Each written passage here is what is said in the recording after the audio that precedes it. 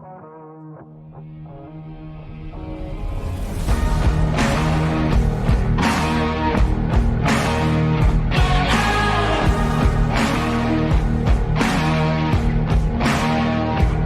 we had a wild one last night, Thursday Night Football. It's about as wacky and wild a fourth quarter and overtime as you will ever see. You will never see a game like that and a comeback like that. And now Seattle, with the win, controls their own destiny in the NFC. 2 wins, and they have the road to the Super Bowl go through Seattle.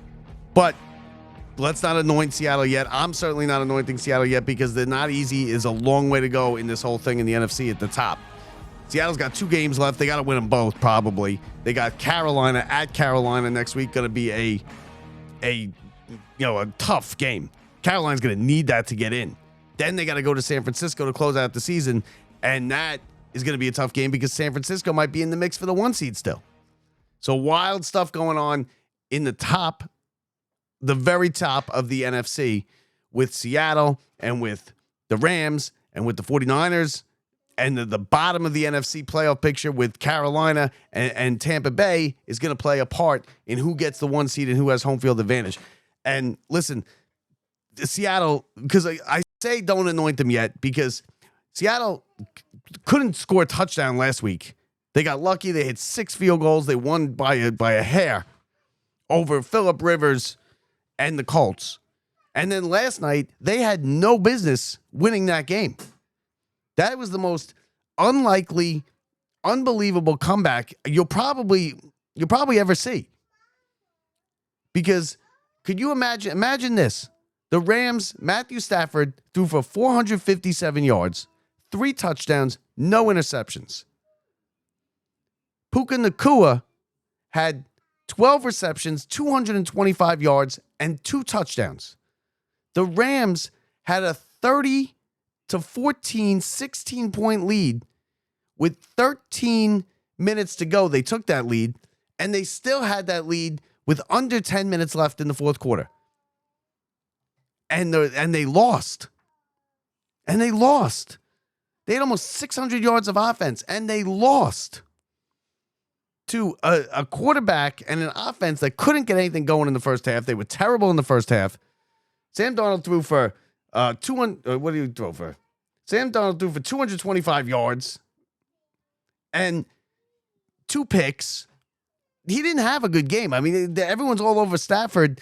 Everyone's all over Darnold when his numbers are 22 of 34 for 270 and the 2 touchdowns and 2 picks.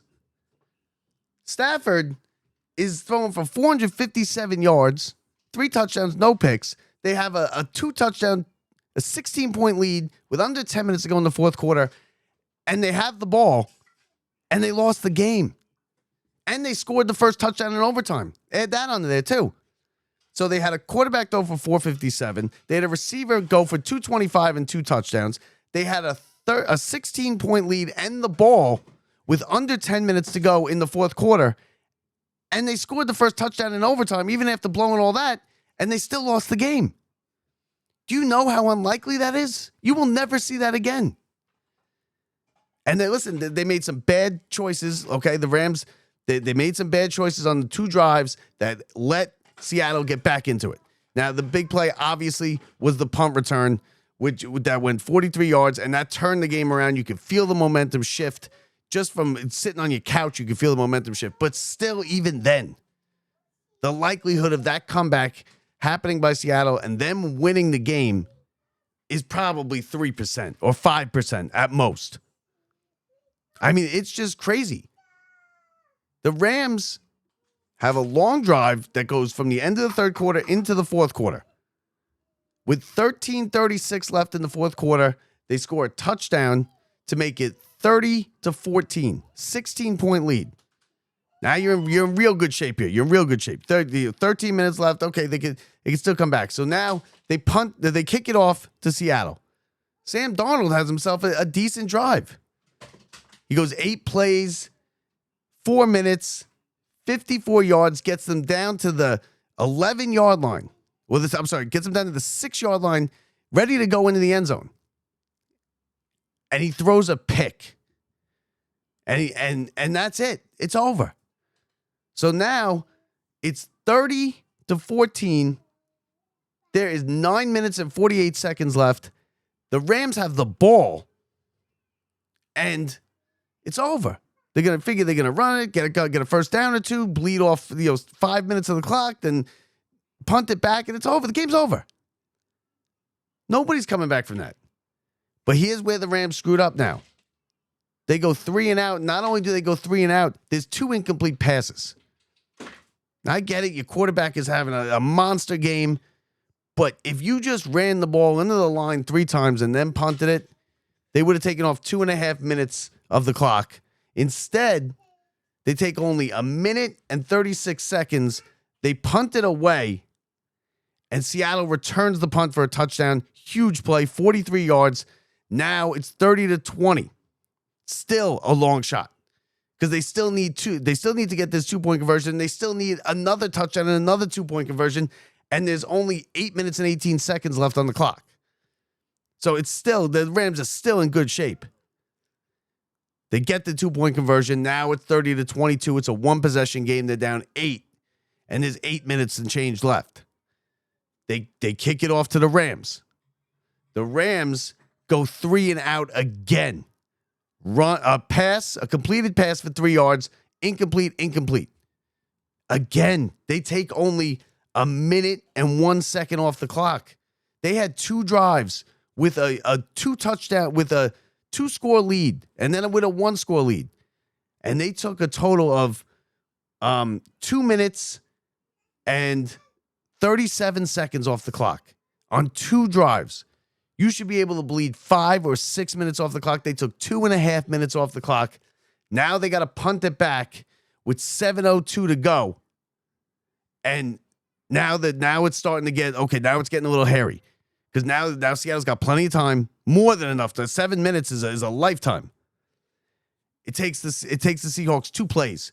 They rip off a 30-yard run on the first play, and then on the next play, a 26-yard touchdown pass from Sam Darnold, and just like that, now it's 30-28, and you got the Rams are on their heels. The crowd's going crazy, but they still need a 2-point conversion.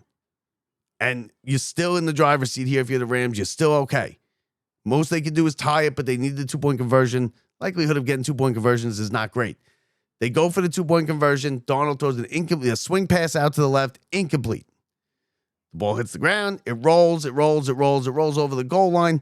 The guy on Seattle, and I listen, he can tell you all he wants that he was playing through the whistle and he was going for it. And no, he picked up the ball by happenstance, probably to give it to the ref or whatever.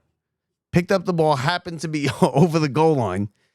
Somebody saw it and goes, wait a minute. That might have been a lateral and a fumble and a clean recovery by the Seahawks. That should be good. So now we have a delay here. TV guys on Herb Street and Michaels, they're not sure what's going on. The referee in the booth or in the studio or wherever he is says, wait a minute, I think I know what's going on here. It might be a lateral and a clean recovery for a good 2-point conversion. They look at it. It's clearly a lateral. The guy misses it. The ball rolls and rolls and rolls over the goal line, and someone in Seattle comes and scoops it up. No idea what he just did. And it's a good try. And now you're tied 30-30 with still 7 minutes to go. With 6.5 minutes to go. So in a span of about 3 and change, the whole game shifted. And to have all that happen is just so unlikely. Between the interception that Darnold throws, then the Rams just screwing things up, throwing the ball, taking only 2.5 minutes off the clock on 2 possessions when you have a lead in the fourth quarter. Sean McVay's got to take responsibility for that, or whoever's calling the plays over there. And I think it's McVay throwing the ball 5 out of 6 times with at one drive a 16-point lead and then an 8-point lead, and you take 2 minutes and 36 seconds off the clock. What are you doing? And you could tell me all day, Stafford's on fire, best player in the game. He's the best quarterback. He's going to win the MVP. He's having a great night. It doesn't matter. It makes no sense. It makes no sense. You run the ball into the line. You don't get a first down. It's okay. You ate up 5 minutes. Game's over. They threw it 5 out of 6 times. They were incomplete 4 of the 5 times. They took off 2.5 minutes on 2 drives. They gave up a punt return. There was a crazy, wacky play on a 2-point conversion. And that's how Seattle came back and tied that game. So think of everything I just said. That's so unlikely. You will never see that again. So then we go into overtime. What happens? Seattle wins the toss. They want the ball second, obviously. They want the bottom of the inning. They want to see what they got to do. The Rams take the ball and go right down the field. And also, don't forget, the kid missed the field goal in regulation with about a minute and a half left. 2 minutes left, whatever it was. Kid missed the field goal to the right. He was 8 for 8 going into that kick, missed it to the right. Bam, bam, we go into overtime. Seattle wants the ball second. Rams get it, march right down the field, stick it in the end zone for a touchdown. Okay, order's restored, right? We're okay. Got a touchdown. No, we just got to stop them. Just got to stop Seattle. They end up starting back in their own zone. They take a penalty, and then they start driving, right? They start driving down the field. They get it to about the 15 or 20-yard line, and that's when Al Michaels says, you know what? I bet he might go for 2 here because a tie does them no good because they lose the tiebreakers to the Rams. So a tie is a loss at this point. I bet they go for 2. They score a touchdown, and they go for 2. And they leave the guy wide open in the front of the end zone, in the middle of the field, and Darnold hits him. And just like that, home field advantage could have been determined on that outrageously unlikely, lucky for Seattle, wild, wacky 15 minutes of football. It's really unbelievable when you sit back and you go over it step by step, how crazy it was and how many things Seattle needed to fall into place to have that comeback happen. Besides the fact that it's the largest comeback they've ever had, 15 points in the fourth quarter or 16 points in the fourth quarter. I mean, but they needed all kinds of crazy stuff to happen. Because if they don't get the 2-point conversion on that second one where it's the incomplete pass, but it's the lateral, they don't win the game. If the Rams just run the ball like is football 101 when you have a 2-touchdown lead with under 10 minutes in the fourth quarter and you have the ball, they don't throw 4 incomplete passes on 2 drives, the game's over. If they get 1 first down, the game's over. If they don't have a punt return, the game's over.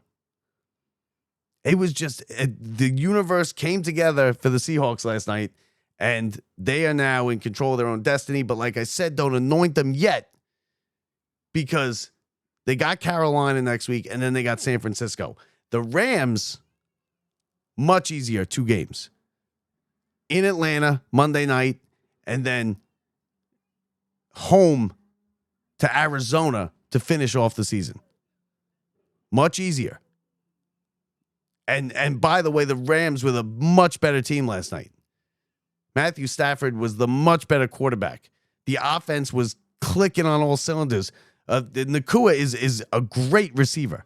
I mean, he's running free in that secondary all night, and that's a good defense that Seattle has. And he was just, they couldn't cover him. He's doing posts crossing the field, and he's running free 3 yards behind the guy, 3 yards ahead of the guy. So, listen, I think Sam Darnold clearly won the MVP last night with that performance, okay? I think the Rams proved that they are the best team in the NFC and maybe in football with that performance, but it just shows you how a couple dumb decisions and dumb plays and not doing the right thing and thinking you're better than you are and you don't need to run because you got Matthew Stafford, how it can come back and bite you in the ass when everything goes wrong. And they needed a lot of things to go wrong to blow that game. And they all did.